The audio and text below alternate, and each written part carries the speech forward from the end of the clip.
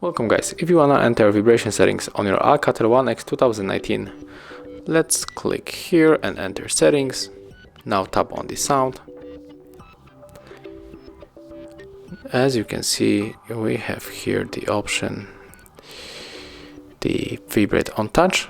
So when we tap on the screen, we will feel the haptic vibration going through the screen.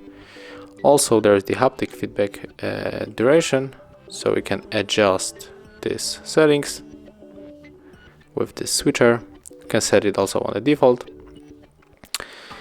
and also we can go for the ringtone and vibrate, and also we can turn on the vibrate for calls. Thank you for watching. Leave thumbs ups, comments and subscribe to our channel.